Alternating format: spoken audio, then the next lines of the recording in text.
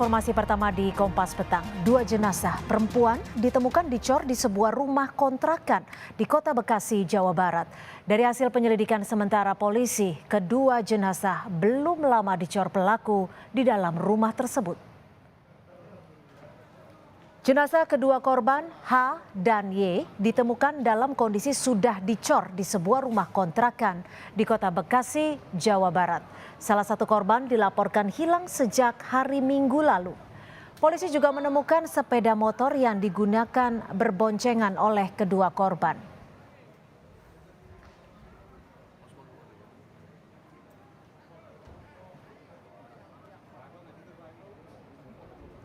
Polisi pun langsung melakukan olah TKP di rumah kontrakan lokasi tempat penemuan 2 jenazah yang dicor tersebut. Dalam olah TKP, polisi mendapati kedua jenazah sudah dicor dengan semen dan batu kerikil yang kemudian ditutup ubin lantai rumah.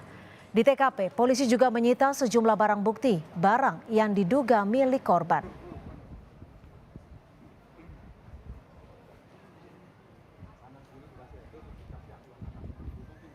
Sementara itu, saudara, terduga pelaku pembunuhan berinisial P ditemukan tewas diduga bunuh diri. Terduga pelaku P meninggal dunia saat dalam perjalanan ke rumah sakit.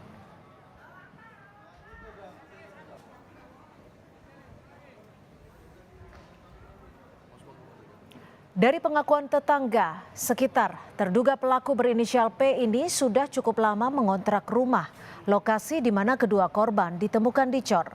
P dikenal tertutup dan jarang bersosialisasi dengan tetangga sekitar. Orangnya tertutup gitu kan, kalau misalnya dari pagi sampai malam ya tertutup aja gitu. Kali kalau ngeliat waktu dia berangkat kerja pagi jam 8 sampai setengah 9 udah gitu aja. Oke, kalau dari terduga pelaku ini memang sudah lama tinggal di sini, Bu Vita? Kalau nggak salah sih lama sih, setahu saya. Tapi nggak tahu kapan-kapannya saya nggak tahu.